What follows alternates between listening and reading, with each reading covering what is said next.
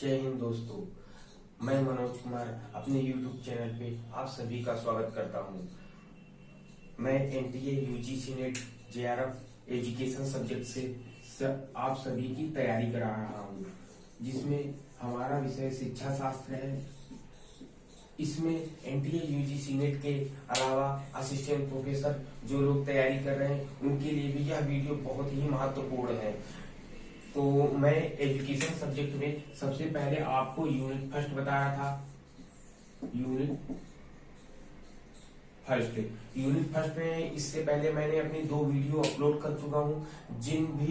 जो भी विद्यार्थियों ने नहीं देखा है वह मेरे 2 वीडियो जरूर देखें, क्योंकि यह वीडियो उन 2 वीडियो से रिलेटेड है। और मैं सभी लोगों से कहना चाहता हूँ, जितने भी लोग यह वीडियो देखें उसको पूरा का पूरा अंत तक देखें, क्योंकि यह वीडियो बहुत ही महत्वपूर्ण है। इस वीडियो में मैं षट दर्शनों की व्याख्या करूंगा कि षट दर्शन कैसे विभाजित हुए हैं, आस्तिक और नास्तिक परंपरा कैसे आई है, इसमें आत्मा संबंधी परिचर्चाओं के बारे में क्या आगे कहा गया है। तो उन सभी के बारे में अच्छे तरीके से मैंने बताने का प्रयास किया था। तो सभी से निवेदन है कि वीडियो को पूरा जरूर देखें, उसके बाद स्किप ना करें, कोई भी जरूर देखें वीडियो। तो चलिए सबसे पहले हम लोगों ने बात कर रहे थे यूनिट फर्स्ट। तो यूनिट फर्स्ट में हम लोगों ने सबसे पहले भारतीय शिक्षा है, भारतीय दर्शन, हम लोग भारतीय दर्शन पढ़ रहे हैं। तो भारतीय दर्शन में मैंने जो है सिलेबस में ना जाकर पहले सिलेबस से पहले जो छोटी मोटी बातें होती हैं, जो हम लोग को बेसिक चीजें नहीं पता रहती है, बहुत से लोग नहीं बताते हैं, नहीं समझाते हैं, क्योंकि वो सिलेबस में नहीं है। लेकिन सिलेबस में जाने से पहले हम उनकी चीजों को अगर हम जान लेंगे अच्छे तरीके से, तो हम बहुत अच्छे तरीके से हम अपने विषय को समझ सकते हैं, उसको समझने में बहुत आसानी होगी। तो हम पढ़ा रहे हैं भारतीय दर्शन। भारतीय दर्शन में अभी तक जितने भी मैंने पढ़ाया है, पहले वीडियो दूसरी वीडियो में, उसका मैं थोड़ा सा रिवाइज कर देता हूँ। तो सबसे पहले मैंने भारतीय दर्शन पढ़ाया। भारतीय दर्शन में दर्शन की क्या व्याख्या थी। दर्शन जो है 2 संप्रदायों में बटा, एक पाश्चात्य दर्शन, एक भारतीय दर्शन, 2 भागों में बटा। पाश्चात्य दर्शन में क्या बताया था, भारतीय दर्शन में क्या बताया था। पाश्चात्य दर्शन को वेस्टर्न फिलॉसफी कहते हैं, भारतीय दर्शन को केवल दर्शन के नाम से जानते हैं। इसके बाद मैंने इसकी की पूरी व्याख्या बताई कि दर्शन क्या होता है। भारतीय परिवेश में दर्शन एक ऐसी विषय वस्तु है जिसमें किसी भी वस्तु को देखना, देखकर समझना, समझकर उस चीज को बतला ले जाना ही आपका दर्शन है। इसके लिए एक श्लोक भी रहता है, दर्शनम साक्षात्कारणम अपिचा दर्शते अनेन इति दर्शनम। मतलब जो भी देखा जाए, साक्षात देखा जाए, तो देखने के पर्पस जो है उसको देखकर समझना भी जरूरी है। तो यहाँ तक मैंने ये बताया था। फिर भारतीय दर्शन में मैंने बताया कि इसमें अध्यात्मवाद आया। भारतीय दर्शन का जो केंद्र बिंदु था वो था अध्यात्मवाद।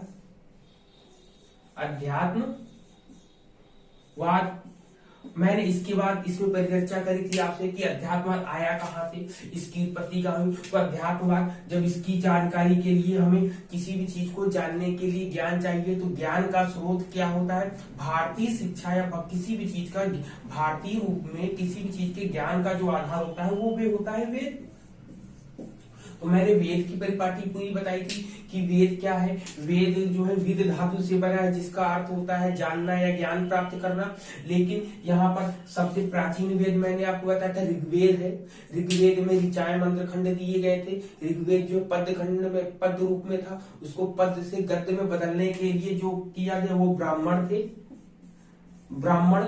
ब्राह्मण कोई संप्रदाय का नाम नहीं है। मैंने बताया था कि ब्राह्मण वो लोग होते हैं जिनको ज्ञान होता है, जिन्होंने पद को गद्य रूप में बदला है, उनको ब्राह्मण कहा गया।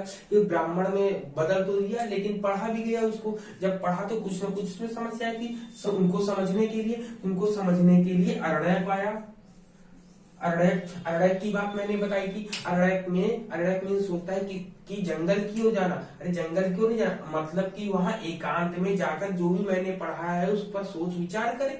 जब सोच विचार करेंगे तो कुछ न कुछ हमारे समस्याएं हमारे सामने आएंगी। मान लीजिए हम कोई किताब पढ़ते हैं, किताब पढ़ने के बाद कुछ ऐसे टर्म्स मिल जाते हैं जिसके वर्ड्स हम लोग को नहीं समझ में आते, जिसकी मीनिंग्स हमें नहीं आती। जब हम मीनिंग्स नहीं आती, वर्ड्स नहीं आते, तो हम किसी न किसी अपने से ऊपर ज्ञान वाले के पास जाते हैं, अर्थात गुरु के पास जाते हैं उनसे पूछते हैं, प्रश्न करते हैं। तो जब उनसे पूछने जाते हैं तो वो होता है उपनिषद। उपनिषद के बारे में मैंने बताया था कि उपनिषद में जो है जब ज्ञान आपका चर्चा में, संवाद में, इन सब चीजों में कन्वर्ट हो जाए तो वो उपनिषद होता है। उपनिषद में बृहदारण्यक उपनिषद, मंडूक उपनिषद, मैंने ये सब उपनिषद, तो बृहदारण्यक उपनिषद की मैंने एक कहानी आपको सुनाई थी। याज्ञवल्क्य और मैत्री ऋषि की कहानी सुनाई थी। याज्ञवल्क्य और मैत्री ऋषि की कहानी इसलिए सुनाई थी क्योंकि वहां पर हमें एक चीज क्वाइन करनी थी, वो थी आत्मा संबंधी परिचर्चा थी बृहदारण्यक उपनिषद में, जिसमें याज्ञवल्क्य को मैत्री ऋषि में कहानी सुनाई थी। तो या मैत्री ऋषि बार बार याज्ञवल्क्य ऋषि से पूछी, प्रभु आत्मा क्या है, शरीर आत्मा है क्या, मन आत्मा है क्या, अहंकार आत्मा है क्या, इंद्रियां आत्मा है क्या। तो इन सब चीजों के बारे में मैंने पूरी की पूरी अपनी पिछली कक्षा में पूरा का पूरा समझाया है। तो यहाँ इतनी चीजें समझाई थी। तो हम लोगों को उपनिषद से आत्मा की प्राप्ति हो गई थी। अब इसके बाद से मैं अपनी क्लास आगे पढ़ाने जा रहा हूं। तो आज की जो चर्चा है वह है आपकी भारतीय दर्शन में जो षड दर्शन है, षड दर्शनों की उत्पत्ति कैसे हुई, षड दर्शन की बात कैसे आई, या वो आपका आस्तिक और नास्तिक परंपरा कैसे आए। चलिए, तो सबसे पहले हम लोग बात करते हैं कि हम लोग इससे पहले क्लास में पढ़ा था वेद से हमने टर्म्स, वेद का जो है सबसे लास्ट में क्या आया था, उपनिषद आया। उपनिषद में हमने क्या टर्म्स क्वाइन किया था, क्या चीज प्राप्त करी थी, आत्मा। ये चीज हम लोगों ने प्राप्त कर ली थी, आत्मा। अब बात आती है कि आत्मा क्या है। तो पिछली बार मैंने बताया था कि जब याज्ञवल्क्य मैत्री ऋषि जब बात कर रहे थे आपस में, तो उन्होंने बताया आत्मा क्या है। उन्होंने बताया कि आत्मा ये है जो नित्य हो या जो शाश्वत हो, मतलब जो नित्य हो, जो शाश्वत हो, मतलब इटर्नल पॉइंट होता है जो निरपेक्ष हो। निरपेक्ष मीन्स जो केवल जिसके आगे पीछे कोई प्रतिद्वंदी ना हो, निरपेक्ष उसको कहते हैं। फिर स्वतंत्र हो, एक हो, सरल हो। तो ये आत्मा संबंधी बातें थी। तो इसमें जब ये वेद है आपका, वेद से उपनिषद आए, उपनिषद में हमने आत्मा की प्राप्ति करी। तो यहाँ कहने का मतलब ये आत्मा है, आत्मा को नित्य है, शाश्वत है, निरपेक्ष है, स्वतंत्र है, एक है, सरल है, इत्यादि शब्दों का हम प्रयोग कर सकते हैं। और भी चीजों के बारे में कह सकते हैं। तो यहाँ पर कुछ लोगों ने तो इनकी पूरी की पूरी बात को ऐसे ही मान लिया और कुछ लोगों ने इनकी बातों को नहीं माना। अरे मतलब कि कुछ जैसे मान लो एक क्लास है, क्लास में एक बालक है जिसका नाम है आदित्य। मैंने उससे कह दिया कि आपको कल सुबह 4 बजे उठना है। अब मैंने उससे कह दिया कि कल सुबह 4 बजे उठना है। अब वो सोच में पड़ गया कि सर ने कह तो दिया 4 बजे। उसने मुझसे बोला सर सुबह 4 बजे उठ तो जाएंगे पर सर्दी बहुत है। उसने कहा कि सर हम उठ तो जाएंगे लेकिन सर्दी बहुत है। चलो, फिर उसने मन में सोचा फिर दोबारा कि हो सकता है कि सर ने मुझे बोला हो शायद रिवीजन अच्छा होता हो, लेकिन उसने फिर बोला अरे सर हम बाद में अगर रिवीजन कर ले तो कुछ खराब हो जाएगा क्या कम समझ में आएगा क्या। चलो, इसके बाद भी नहीं हुआ। फिर उसने बाद में और सोचा कि सर ने कहा है कोई ना कोई बात तो होगी, मतलब वो सुबह जिस समय से सर ने कहा उसके बाद से सोचता ही रहा कि सुबह 4 बजे उठना है, सुबह 4 बजे उठना है। अब उसके मन में ये बातें चलने लगी। बिल्कुल सेम प्रोसेस इसमें भी था। जैसे मान लो कि इसमें जो था कि सुबह 4 बजे उठना है, सुबह 4 बजे नहीं उठना है। बिल्कुल वही सिंपल तरीके से आप समझिए, इसको सिंपल तरीके से आप समझिए कि जो वेद संबंधी जो आत्मा की बात है, कुछ लोग तो इसके पक्ष में आएंगे और कुछ लोग इसके पक्ष में नहीं आएंगे। सिंपल सा टर्म है, कुछ लोग 4 वेद कहेंगे कि उठ जाएंगे, कुछ लोग कहेंगे कि नहीं उठेंगे। तो भाई यहाँ पर सबसे पहले है आत्मा है, नित्य है, फिर आपका जैसे इसमें आत्मा नित्य है, फिर इसके बाद बताएंगे आप एक है, क्या बताएंगे, एक है, और दूसरा बताएंगे सरल है। होते बहुत से टर्म है, बहुत से टर्मोलॉजी को आप यूज कर सकते हैं, लेकिन यहाँ पर क्या हमें 3 की ही आवश्यकता है, 3 से ही हम लोग डिफाइन कर लेंगे। अब यहाँ पर याद रखिए ये वेद है, वेद से उपनिषद, उपनिषद से आत्मा आया। अब कुछ लोग इस आत्मा संबंधी परिचर्चा को मानेंगे, कुछ आत्मा संबंधी परिचर्चा को नहीं मानेंगे। सपोज मान लो कुछ लोग कहेंगे अरे भाई हमें आत्मा शब्द में मजा नहीं आया, तो हम रख लेंगे ईश्वर। मान लो हमने ईश्वर रख लिया, तो ईश्वर के बारे में वो बात करने लगे। मान लो भौतिक, आप पढ़ते हो भौतिक विज्ञान, भौतिक विज्ञान में अणु की बात होती है, तो जितनी भी चीजें हैं सब अणुओं से डिफाइन करेंगे, जितनी भी चीजें बनी है सब कुछ अणुओं से बताएंगे। अगर केमिस्ट्री पढ़ेंगे तो केमिस्ट्री में कार्बन से डिफाइन करेंगे, बायोलॉजी पढ़ेंगे तो बायोलॉजी सेल से डिफाइन करेंगे। तो कहने का मतलब कि अगर आत्मा की जगह और कोई भी चीज होता तो वो बिल्कुल वैसे ही आती। तो हमारे भारतीय दर्शन में कहा जाता है कि कुछ भी मान लो पहले, अरे भाई साहब मान तो लो, जैसे मान लो ईश्वर है, कहीं ईश्वर हमें दिखाई देता, अरे तो दर्शन वाले कहते हैं कि पहले मान लो उसके बाद खोजेंगे ना। अरे भाई जब तक किसी चीज को हम मानेंगे नहीं, किसी चीज को, तब तक हम उसकी खोज कैसे करेंगे। तो दर्शन वालों ने कहा कि पहले मान लो, खोज तो हम बाद में लेंगे। तो कहीं चलो ठीक है, अगर आप कहते हो भाई साहब तो मैं मान लेती हैं, तो उन कुछ लोग तो इनको मान गए और कुछ लोग कहे मैं नहीं, हम नहीं मानेंगे। जो कुछ लोग नहीं मानेंगे तो मान लो इसका विपरीत क्या हो जाएगा, नित्य का क्या हो जाएगा, अनित्य। ये हो जाएगा अनित्य। एक का क्या हो जाएगा, अनेक, अनेक हो जाएगा। फिर सरल का क्या हो जाएगा, सरल का हो जाएगा मिश्र, जटिल या संघात, इसको बोलते हैं मिश्र, जटिल या संघात। ठीक, ये 3 चीजें। अब यहाँ पर वेद संबंधी जो भी चीजें थी, वेद ने आत्मा को मिला। अब कुछ लोगों ने कहा कि हम आत्मा को मानेंगे, कुछ लोगों ने कहा कि हम आत्मा को नहीं मानेंगे। अरे बिल्कुल, कि कुछ लोगों ने कहा कि वेद की बातों को हम मानेंगे, कुछ लोगों ने कहा वेद की बातों को नहीं मानेंगे। तो यहीं पर 2 भागों में विभाजित हो गया।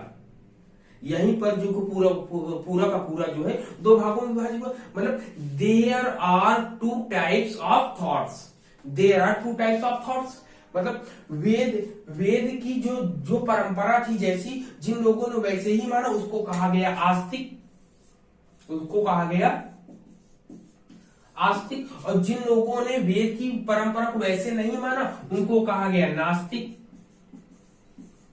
नास्तिक। अब इसको अंग्रेजी में क्या कहते हैं ये भी जान लीजिए। आस्तिक को कहते हैं ऑर्थोडॉक्स, ऑर्थोडॉक्स। इसको कहते हैं हेट्रोडॉक्स, हेट्रोडॉक्स। इतनी चीजें क्लियर हो रही है आपके सामने कि भाई वेद है, वेदों को जो माने, वेदों की पुरानी परंपराओं को जो बातें जैसी कही बिल्कुल वैसे ही मान लिया कि आत्मा नित्य है, एक है, सरल है। लेकिन कुछ लोगों ने कहा नहीं, हम नहीं मानेंगे। तो उन्होंने कहा कि आत्मा ना तो नित्य है, अनेक है, और मिश्र या जटिल से असंघात है। तो जो लोग वेद की परंपरा को नहीं मानते हुए नास्तिक कहा गया, और जो वेद की परंपरा को मानते हैं उनको आस्तिक कहा गया। तो यहां से ये चीजें टर्म्स तो क्लियर हुए। अब यहां से चीजें हुई। अब देखिए, अब बात करते हैं इंडियन फिलॉसफी जो नित्य है। अब जो कौन से लोग नहीं मानते हैं, जरा उनके बारे में जानते हैं कि कौन नित्य मानता है, कौन अनेक मानता है, कौन संघात मानता है। तो जो अनित्य की बात करते हैं ना, तो वो होते हैं बौद्ध। अनित्यता की बात करते हैं, वो नित्य नहीं होते हैं। फिर आपका आता है दूसरा अनेक। अनेक की बात कौन करता है, अनेक की बात करता है जैन, जैन फिलॉसफी कहती है, जैन दर्शन करता है आपका। फिर मिश्र या संघात या जटिल की बात जो करता है, वो करता है आपका चारवाक। चार्वाक। चार्वाक एक ऐसा दर्शन है जो भारतीय दर्शन में शामिल तो है, लेकिन ये घोर भौतिकवादी है। कहता है कि ये खाओ पियो और मौज करो, अगर खाने के लिए कर्ज भी लेना पड़े तो कर्ज लेकर भी खाओ और पियो, लेकिन खूब मौज करो। तो ये भौतिकवादी पूरी की पूरी परंपरा से संबंधित है। इतनी चीजें क्लियर है।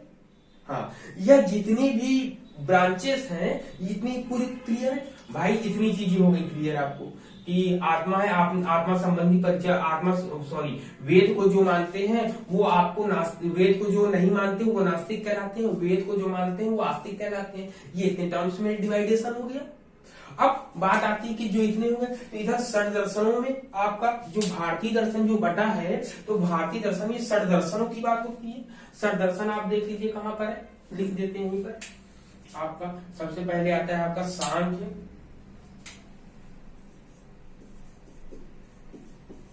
सांख्य आता है, सांख्य के बाद आता है आपका योग, योग के बाद आपका आता है न्याय, न्याय के बाद आपका कौन सा आता है, वैशेषिक,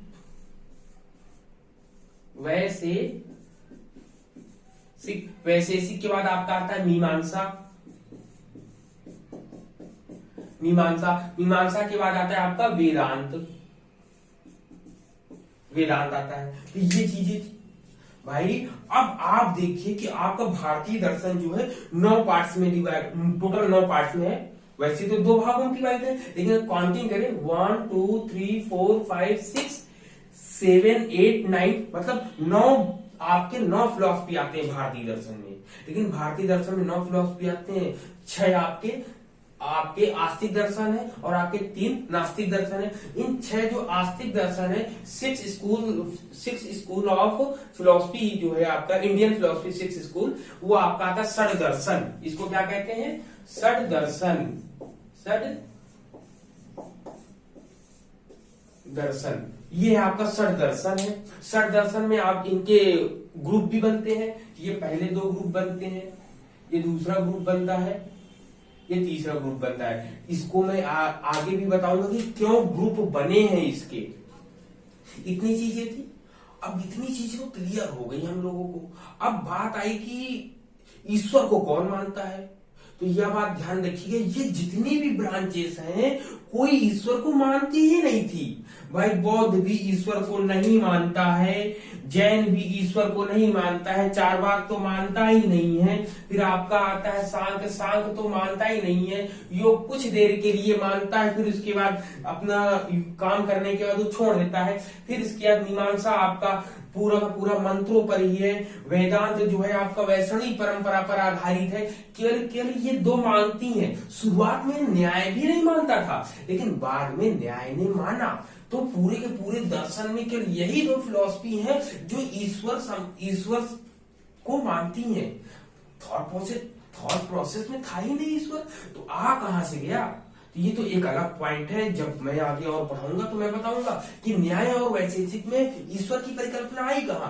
भाई ईश्वर ना तो बौद्ध मानता है, ना जैन मानता है, ना चारवाक मानता है, ना आपका सांख्य मानता है, ना बौद्ध मानता है, ना मीमांसा जो है आपका मंत्रों के बारे में मानता है। वेदांत जो है वेदांत वैष्णवी परंपरा में है। तो इतनी चीजें, केवल न्याय और वैशेषिक यही 2 दर्शन हैं जो ईश्वर परंपरा को मानते हैं। शुरुआत में न्याय भी ईश्वर को नहीं मानता था, लेकिन बाद में यह मानने लगा।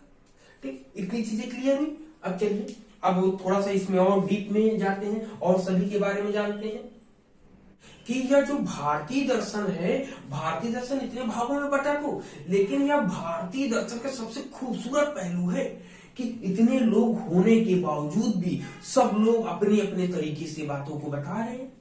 सब लोग अपने अपने पॉइंट ऑफ व्यू रख रहे हैं, अपने थिंकिंग प्रोसेस को रख रहे हैं, लेकिन बात किसकी कर रहे हैं, सब के सब केवल ज्ञान की बात कर रहे हैं। सभी दर्शनों का जो उद्देश्य है वो केवल ज्ञान को बताने का ही उद्देश्य है, उनका और कोई भी उद्देश्य नहीं है।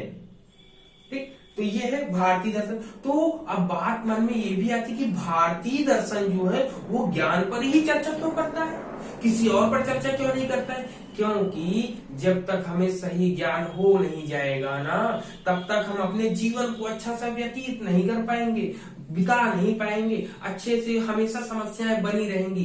क्यों बनी? क्योंकि हमें ज्ञान नहीं रहेगा। और जब ज्ञान हो जाएगा तब आप अच्छे से अपना जीवन यापन कर लेंगे।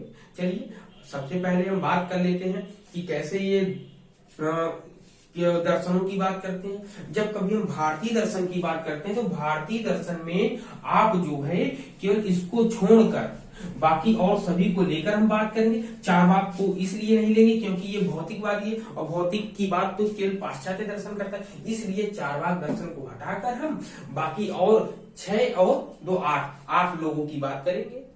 अब 8 लोग बात करते हैं। चलिए सबसे पहले हम उठाते हैं आपका बौद्ध दर्शन।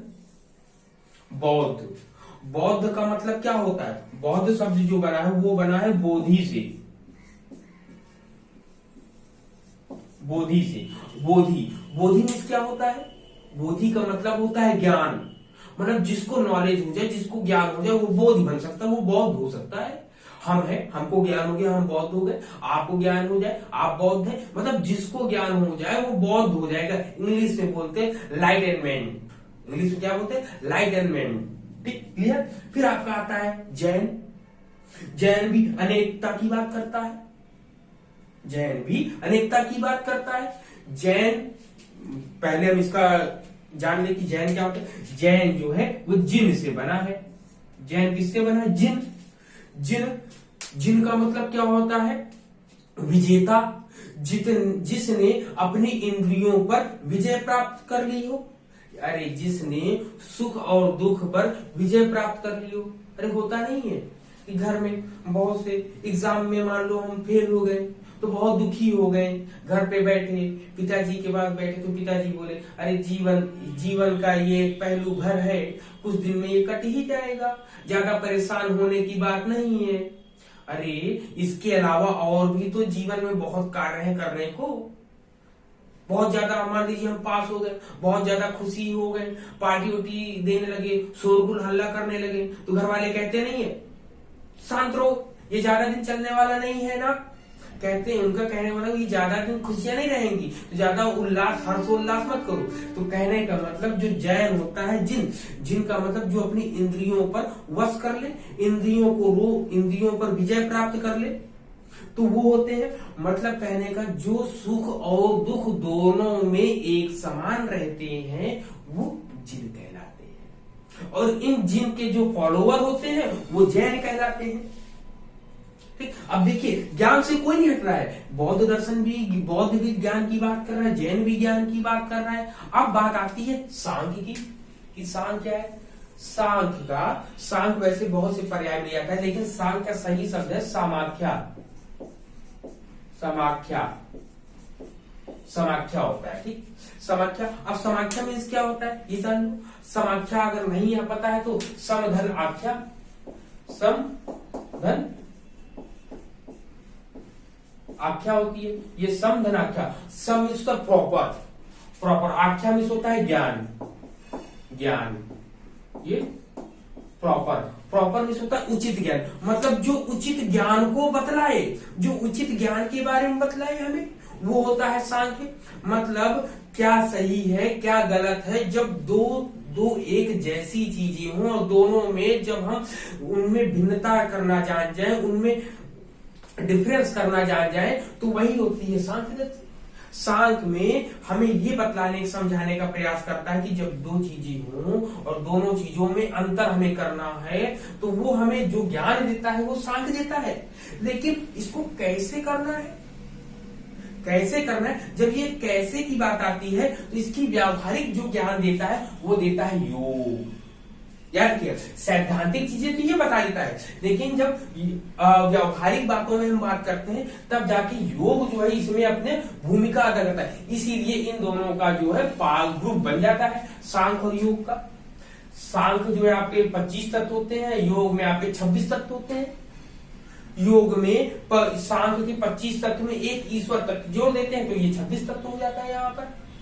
क्लियर हो गई नीचे। अब बात आता है क्या आपका योग। अब योग जो है आपकी व्यावहारिक पक्ष होता है। अब योग का अर्थ क्या होता है? योग का अर्थ योग जो होता है युज शब्द से बना है। युज युज में से होता है जोड़ना या जुड़ना। अब जुड़ना है, क्या जुड़ना है? मान लो हमारे पास ज्ञान है, सीमित ज्ञान है मेरे पास। जैसे मान लो मेरे पास सीमित ज्ञान है, अब मुझे और आगे का ज्ञान चाहिए ना, तो हम अपने से ऊपर वाले ज्ञान के पास जाएंगे। जब हम हमसे ऊपर वाला जो ज्ञान होगा तो हम अपने सीमित दायरे से हटके असीमित दायरे में गए ना। जब ज्ञान सीमित से असीमित की हो जाए और जुड़े किसी से, तो वो होता है योग। कहने का मतलब जब ज्ञान एक जगह से दूसरी जगह जाता है और सीमित से असीमित हो जाता है, तो वो होता है योग। तो योग देखिए, सांख्य भी ज्ञान की बात कर रहा है, योग भी ज्ञान की बात कर रहा है। ये हो गया आपका। अब इसके बाद आता है आपका क्या? न्याय। न्याय, अब देखिए न्याय क्या कहता है? न्याय जो है प्रमाणों से भरा हुआ है। अब प्रमाण किसका? प्रमाण ज्ञान का। ज्ञान के स्रोत के साधन बताए इसने, प्रमाण बताया। क्योंकि आपने सुना होगा न्याय मीन्स न्यायाधीश। अब न्यायाधीश न्याय कब देगा? जब उसको ज्ञान रहेगा, और जब ज्ञान रहेगा तभी वो अच्छे से न्याय देगा। अब न्याय देने के लिए जो है ज्ञान के प्रमाण को भी वो बतलाता है। तो न्याय दर्शन में आप प्रमाणों की बात पढ़ेंगे। एनटीए यूजीसी ने जेआरएफ में फर्स्ट पेपर में भी आपका न्याय दर्शन से ही संबंधित आपके प्रमाण पूछे जाते हैं। तो प्रमाणों की व्याख्या भी हम अपने आगे की कक्षाओं में करेंगे।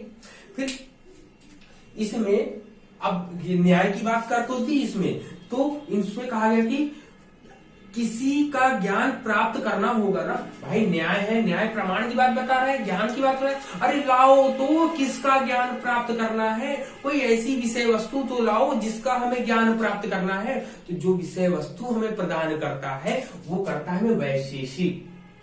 क्लियर पॉइंट क्या है? जिस वस्तु को जानना है ना, और जो वस्तु हमें प्रस्तुत करता है, वो काम करती है हमारी वैशेषिक। क्लियर। अब बात आती है मीमांसा की। मीमांसा क्या है? मीमांसा है आपका it is a critical law. ये एक तरीके का क्रिटिकल इन्वेस्टिगेशन है आपका, तार्किक विश्लेषण है कि तर्कों के आधार पर किसी चीज का विश्लेषण करते हैं, किसी चीज को बतलाने का प्रयास करते हैं हम। तो ये तार्किक विश्लेषण है आपका। फिर वेदांत। वेदांत को हम जोड़ ले, तोड़ ले, वेद प्लस अंत, अर्थात अंततः जो वेद को कहे, अंततः जो वेद को है, और अंततः जो वेद को कौन कह रहा है? उपनिषद कह रहा है। उपनिषद भी ज्ञान की बात कर रहा है। तो अंततः जो वेद को कहे अर्थात उपनिषद को, मतलब उपनिषद को वही ज्ञान को कहे। जब वही वेद, तो वही वेदांत होता है आपका। तो यही आपको ज्ञान की बात कर रहा है। तो अब आपने देखा कि जितनी भी आपके इसके ब्रांचेस थी, सब लोग पूरा का पूरा केवल किसकी बात कर रहे हैं? केवल ज्ञान की बात, नॉलेज की बात कर रहे हैं। Why Indian philosophy is knowledge? Indian philosophy knowledge पर ही चर्चा क्यों कर रही है? किसी और पर चर्चा क्यों नहीं कर रही है? क्योंकि जब यहाँ ये वेद से शुरू हुआ, तो वेद का मतलब होता है ज्ञान। जब ये अपने डेवलप होते होते होते आपका उपनिषद में आया, उपनिषद भी ज्ञान की बात करता है। जब ये चीजें बटी आपकी, तो इसमें जितने भी थॉट प्रोसेस थे सभी अपने आप में डिवाइड। मान लो एक कक्षा में एक अध्यापक पढ़ा रहा है। अब एक अध्यापक ने अपने बच्चों को पढ़ाया, मान लो 6 बच्चे थे, 6 बच्चों को पढ़ाया उन्होंने। अब पढ़ाया तो गुरु ने सही से, मतलब वेद से उपनिषद में तो आया ज्ञान सही थे। अब उस उपनिषद की व्याख्या सब लोगों ने अपने अपने तरीके से करी। तो ये इंडियन फिलॉसफी का बहुत ही खूबसूरत पहलू है कि यहाँ सब लोग अपने अपने तरीके से बात करते हैं, लेकिन बात कहां पर आती है? रुककर सब लोग नॉलेज की बात करते हैं। अगर सही मामले में देखा जाए तो भारतीय दर्शन जो है वो केवल आत्म तत्व की बात नहीं कर रहा है, आत्म तत्व की व्याख्या नहीं कर रहा है, वह आत्म तत्व की सहायता से इस जीवन दर्शन को बतलाने का प्रयास कर रहा है। यह जो भारतीय दर्शन है, यह आत्म तत्व, भाई सब लोग देख रहे हैं कि आत्मा के ऊपर हम बात कर रहे हैं, आत्मा की, तो ऐसा नहीं है। ये केवल एक साधन भर है भाई किसी भी चीज को बताना होगा तो कोई ना कोई एक साधन तो हम प्रयोग करेंगे। तो हमने टर्म्स यूज कर लिया आत्मा। अब उस आत्मा की सहायता से भारतीय दर्शन आत्मा के बारे में नहीं बताए, आत्मा के साथ आत्मा की सहायता से जीवन दर्शन करा रही है आपको, ठीक। बल्कि आत्म तत्व के सारे जीवन में स्थायित्व लाने का उद्देश्य है। मतलब आत्म तत्व के सहारे व्यक्ति के जीवन में स्थायित्व लाने का उद्देश्य है भारतीय दर्शन का। भारतीय दर्शन की व्याख्या जो है वो सबसे पूरे विश्व में सबसे बड़ा है। क्यों बड़ा है? क्योंकि भारतीय दर्शन जो है जीवन की व्याख्या करता है। भाई जीवन सबसे बड़ा जो है इसके, क्योंकि जीवन सबसे बड़ा व्यावहारिक पक्ष है। क्यों है? क्योंकि जीवन जो है सबसे बड़ा व्यावहारिक पक्ष है, व्यावहारिक पक्ष है। अब इस जीवन को जीना, भाई इनका मेन उद्देश्य है कि व्यक्ति सही तरीके से अपना जीवन निर्वाह करे। भाई सही तरीके से अपना जीवन निर्वाह कैसे करेगा? जब तक उसको ज्ञान नहीं होगा। किसके बारे में ज्ञान नहीं होगा? अपने जीवन के बारे में ज्ञान नहीं होगा। भाई जब तक हमें अपने जीवन के बारे में ज्ञान नहीं होगा कि हमारे लाइफ का उद्देश्य क्या है, हम भीड़ की चाल में चले जा रहे हैं, हमें तो हमारा उद्देश्य मालूम ही नहीं कि हम इस धरती में जन्म क्यों लिए। जिएंगे मरेंगे फिर चले जाएंगे, फिर जिएंगे मरेंगे फिर चले जाएंगे, तो कोई ना कोई तो एक उद्देश्य होना चाहिए ना। तो भारतीय दर्शन का वास्तविक उद्देश्य होता है, मूलभूत उद्देश्य होता है मोक्ष। याद रखिएगा, भारतीय दर्शन का सबसे मूलभूत उद्देश्य होता है मोक्ष। मोक्ष की व्याख्या सब लोग अपने अपने तरीके से करते हैं। मोक्ष का मतलब बहुत से लोग समझते हैं कि इस जीवन यापन, इस दुनिया से ही मरकर चले जाना। अरे भाई मरकर चले जाना नहीं है मोक्ष। मोक्ष का मतलब होता है इस सांसारिक दुखों से मुक्ति पाना, इस सांसारिक दुखों से मुक्ति पाना। कुछ लोग कहते हैं अरे अच्छा कर्म करोगे तो स्वर्ग की प्राप्ति होगी। अरे ये बताओ, जिसने अच्छा कर्म किया, मर के गया स्वर्ग में और वहां ऐशो आराम किया, क्या वो कभी लौट कर आया? क्या नहीं ना। जब वो लौट कर नहीं आया तो इसका मतलब कहीं ना कहीं तो गड़बड़ है, कहीं ना कहीं तो गड़बड़ है। यहाँ पर जो तो यहाँ कहने का मतलब ये है कि अनेक धर्म प्रचारकों ने अपने तरीके से व्याख्याएं कर रखी है। मतलब कहने का कि सब लोगों ने अपने उपयोग के लिए ही व्याख्याएं करी है मोक्ष की। अरे जिसने, क्या कोई स्वर्ग में गया हो, क्या वापस लौटकर आज तक कभी किसी ने बताया कि स्वर्ग में ये होता है, इतने ऐशो आराम होते हैं, वो होते नहीं होते हैं? नहीं बताया ना। तो सब लोगों की मनगढ़ंत बातें हैं। तो मोक्ष का मतलब होता है कि ज्ञान प्राप्त करिए, ज्ञान प्राप्त करने के बाद इस दुख से छुटकारा पाना है, छुटकारा। अब जब कोई भारतीय दर्शन पढ़ता है तो भारतीय दर्शन पढ़ता है तो कहता है भारतीय दर्शन अध्यात्मवादी है, केवल आत्मा की ही चर्चा करता है। अरे भाई जिसने केवल इतना ही जाना ना, तो उसने भारतीय दर्शन को जाना नहीं, पहचाना नहीं। क्योंकि भारतीय दर्शन अध्यात्म, आत्मा के द्वारा जीवन दर्शन का सबसे बड़ा उदाहरण है। वह व्यावहारिक जीवन को जीने सिखलाता है। भारतीय दर्शन व्यावहारिक जीवन जीने को सिखलाता है। वह कभी भी निराशावादी नहीं है। जब कभी कोई भारतीय दर्शन की बात करता है ना, शुरुआत करते हैं तो देखो सब दुख से ही स्टार्ट होते हैं। बौद्ध दर्शन दुख से बताता है, सांख्य दुख से स्टार्ट करता है, बौद्ध दुख से बताता है, जैन दुख से बताता है, सांख्य भी दुख से स्टार्ट करता है, योग भी दुख से। कहने का मतलब पूरी की पूरी भारतीय फिलॉसफी जितनी है वो सब दुख से स्टार्ट करती है। अरे दुख से जरूर स्टार्ट करती है, लेकिन उसका जो अंत होता है ना, वो आशावाद से होता है। क्योंकि आशावाद जो है हमें स्वतंत्रता दिलाती है। अरे हम अपने विचारों से अगर बंधे रह गए ना, तो हम बंधे ही हैं। केवल बंधना का मतलब नहीं कि हाथ पांव बांध दिए जाए तो बंधना। अगर हम अपने विचारों से भी बंधे हैं तो समझ लीजिए हमारा कभी उद्धार नहीं हो सकता। अरे भारतीय दर्शन तो स्वतंत्रता सिखलाती है, एक दूसरे में प्रेम करना सिखलाती है। भारतीय दर्शन तो यही है, अनेकता में एकता का। पूरे विश्व में सबसे बड़ा हमारा भारत है। क्यों भारत है हमारा? क्योंकि यह अध्यात्म के साथ सबको एक साथ लेकर चलता है, सब चीजों को एक साथ में बटोरता है। तो भारतीय दर्शन कभी भी निराशावादी नहीं है, दुख से नहीं है। दुख से शुरुआत जरूर करता है, लेकिन अंत हमेशा आशावाद पे होता है। स्वतंत्रता के लिए हमें बतलाता है, वैचारिक स्वतंत्रता की बात करता है। तो ये थी आज आपकी इतनी इनके विभाजन का स्तर था। अब अगली कक्षा में मैं बताऊंगा कि इनके जो क्षेत्र हैं, तत्व मीमांसा, ज्ञान मीमांसा, आचार मीमांसा, नीति मीमांसा, जितने भी इनके क्षेत्र हैं, उन सभी क्षेत्रों के बारे में बतलाने के पश्चात मैं सांख्य दर्शन स्टार्ट कर दूंगा।